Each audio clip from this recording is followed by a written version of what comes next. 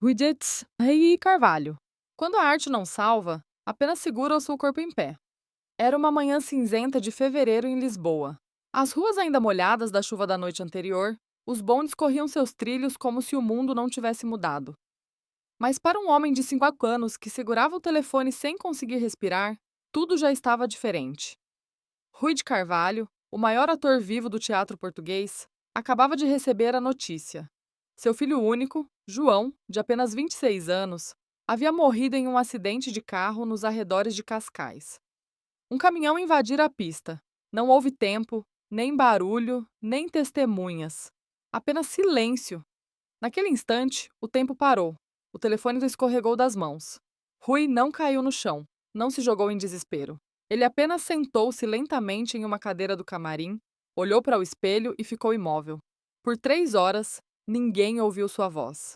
O ensaio daquela manhã foi cancelado, mas ele ficou ali, sentado, como uma estátua viva. Rui era conhecido por sua presença cênica. Não havia palco em Portugal que não o reverenciasse. Desde os anos 1950, seu nome era sinônimo de teatro clássico. Shakespeare, Molière, Camus, Ibsen, Beckett. Todos haviam passado por sua garganta, seu corpo, seu olhar. Mas nada em sua carreira o preparara para enterrar um filho. No velório, jornalistas tentaram fotografá-lo. Não conseguiram. A imagem que ficou na memória dos presentes foi a de um pai encostado na parede do cemitério, com os olhos fixos no chão, respirando com esforço. Ele não chorou, não apertou mãos, não pronunciou discursos. Vestia preto, mas não por tradição. Era como se a escuridão já tivesse se instalado dentro dele. Uma das amigas da família disse que no fim da cerimônia, ele se aproximou do caixão, colocou discretamente um bilhete dentro e sussurrou: "Eu continuo, mas sem você." Essa frase, nunca confirmada por ele, tornou-se quase uma lenda nos bastidores do teatro português, porque, de fato, ele continuou. Voltou aos palcos poucos meses depois, mas já não era o mesmo. A postura era a mesma. A voz ainda era firme, mas havia algo nos olhos. Um esvaziamento, como se a alma estivesse ausente, ou talvez em outro lugar, junto de João.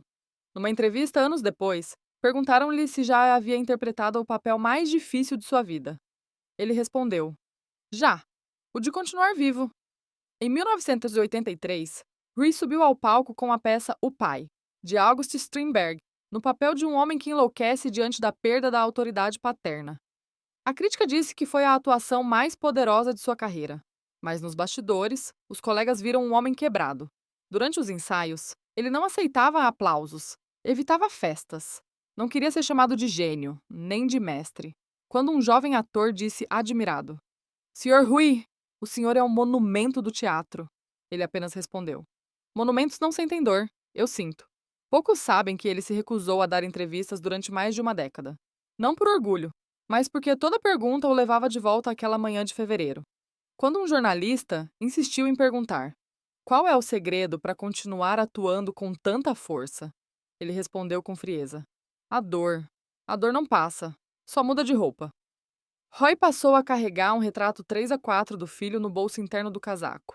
Nunca mostrava isso a ninguém, mas antes de cada apresentação tocava ali discretamente, como se pedisse licença, ou perdão. Ele dizia que o teatro era a única forma de não afundar, mas nunca lhe afirmou que o teatro o salvou. A arte, para ele, era uma tábua em meio ao naufrágio. Flutuava-se porque não havia escolha. Muitos críticos dizem que os melhores anos de Rui vieram após essa tragédia, que ele alcançou uma profundidade cênica jamais vista. Mas o preço foi alto demais. Há algo de cruel em ver um homem que vive para representar perder justamente aquilo que não se pode representar: o amor de um pai por um filho morto. E talvez por isso, sua presença no palco passou a carregar um peso diferente. Ele já não interpretava personagens. Ele era o próprio palco, o espaço onde o drama não era encenado, mas vivido em silêncio. Rui de Carvalho sobreviveu ao impensável, mas não superou. Fez da ausência do filho uma espécie de presença constante. E do teatro, uma forma de permanecer de pé quando o corpo já queria cair. Não houve redenção, não houve catarse, houve continuidade. E isso, por si só, já era uma forma de heroísmo. Lisboa, década de 1930. O país, ainda sob o peso crescente do Estado Novo de Salazar, entrava em um longo túnel de silêncio. Rui de Carvalho nasceu em 1º de março de 1920, numa família modesta de classe média baixa. O teatro, naquele tempo, não era sonho de menino. Era quase uma heresia. Os pais queriam que ele fosse advogado, engenheiro, homem sério. Mas Rui, ainda criança, já decorava falas de peças que ouvia no rádio. Ele não sabia que queria ser ator, mas sabia que o mundo real era pequeno demais. Começou cedo. Aos 16 anos, entrou no mundo do teatro amador. Não havia glamour, apenas salas frias, cadeiras bambas e a convicção de que havia algo sagrado no ato de repetir palavras escritas por outros homens. A primeira luta, ganhar espaço onde não havia lugar. Portugal dos anos 40 e 50 não era um país gentil com os artistas. A censura ditava o que se podia dizer. O público desconfiava de peças complicadas. Mas Rui tinha algo que ninguém ensinava: presença. Não era beleza, não era carisma barato. Era densidade. Em 1900 estreia profissionalmente. E nos anos seguintes constrói uma reputação sólida no teatro clássico, ao mesmo tempo em que flerta com o cinema e televisão, sem nunca se vender. Ele sabia escolher. Não fazia tudo. Preferia o teatro à fama. Preferia perder papéis do que ceder a papéis fracos. A ascensão. A década dourada, anos 60 e 70. Rui de Carvalho se torna referência. Shakespeare, Chekhov, Pirandello. A cada peça, uma camada a mais. A cada monólogo, um mergulho mais profundo. Não era apenas a técnica, era a coragem. Coragem de ficar parado em cena por 30 segundos sem dizer nada. Coragem de sustentar o silêncio quando os outros atores tremiam. Enquanto muitos buscavam palmas, ele buscava a verdade. Era perfeccionista, exigente, duro até com quem amava. Mas não era arrogante, era obcecado. E isso fazia dele, aos olhos da crítica e dos pares, um mestre. A queda, o preço do tempo. A partir dos anos 80, enquanto o teatro português lutava para sobreviver à explosão da televisão e ao empobrecimento cultural, Rui enfrentava outra guerra: o esquecimento. Produtores queriam rostos jovens, canais queriam superficialidade. Rui, com mais de 60 anos, passou a receber menos convites, mas não implorou. Voltou ao palco, recomeçou com peças pequenas, aplausos menores, cachês menores, mas a integridade ficou intacta. Em entrevistas, dizia com serenidade: os holofotes mudam, o palco continua, eu continuo. Não havia amargura, havia lucidez. As escolhas entre o homem e o personagem. Rui recusou convites para entrar na política, recusou convites para ser comentarista de TV, recusou a facilidade, preferiu os papéis difíceis, as salas frias, os textos densos. Sua estratégia era clara: nunca deixar que o sucesso o dominasse, nunca fazer da dor um espetáculo, nunca ser menor do que a personagem que interpretava. Essa disciplina rígida fez dele um exemplo, mas também o afastou de certas oportunidades. Ele não era fácil, era inteiro. Pontos fortes e fracos, um homem de extremos. Força, profundidade emocional, rigor profissional, honestidade brutal com a arte, fragilidade, isolamento, resistência a adaptar-se a novos formatos, relutância em delegar. Rui era um artista da velha guarda e sabia disso, mas mesmo no final da carreira soube dialogar com os jovens, não para mudar, mas para ensinar. Conclusão da parte 2. A jornada de um homem que não negociou sua essência. Rui de Carvalho venceu sem pisar em ninguém, caiu sem reclamar, voltou sem pedir aplausos. Sua vida foi feita de escolhas claras e dores silenciosas. Um guerreiro do palco. que usou a própria existência como ensaio para algo maior.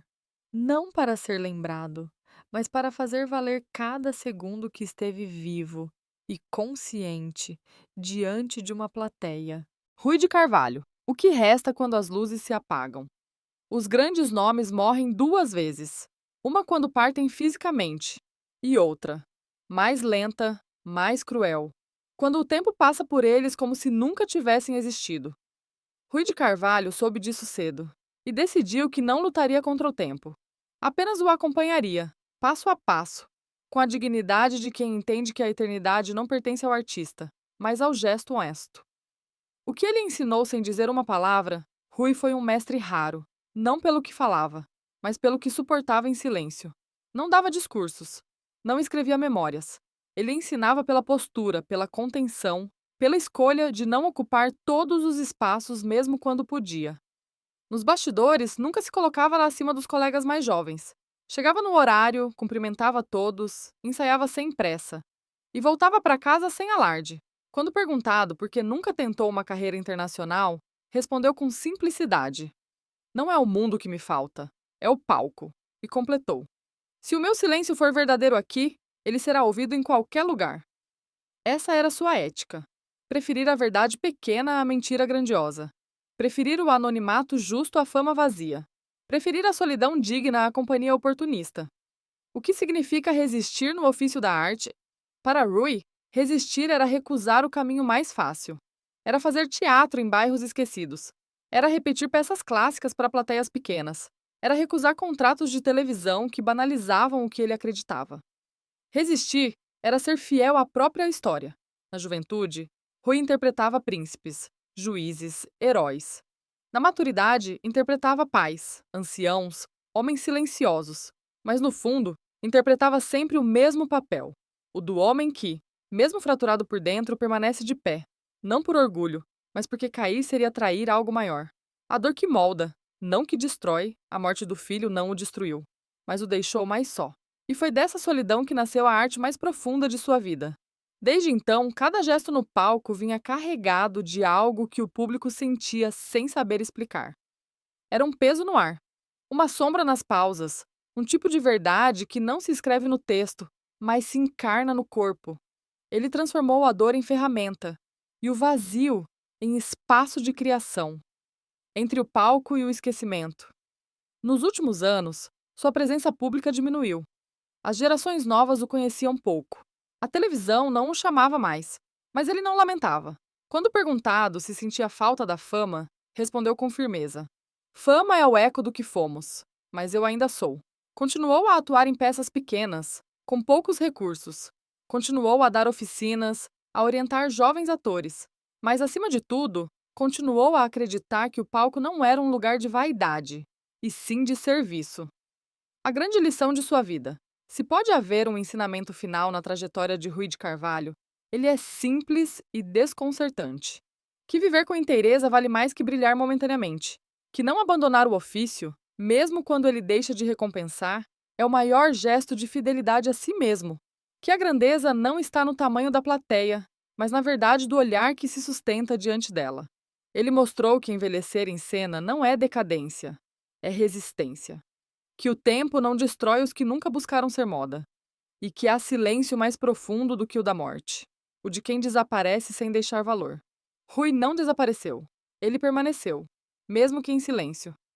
Última lição: a cortina cai para todos, mas poucos saem do palco ainda de pé, com o coração inteiro e a alma limpa. Essa foi a saída de Rui de Carvalho, sem estardalhaço, sem despedida, sem aplausos forçados, mas deixando no ar uma ausência que pesa mais do que qualquer presença. E uma pergunta que ecoa, como última fala: o que resta de nós, quando ninguém mais está olhando?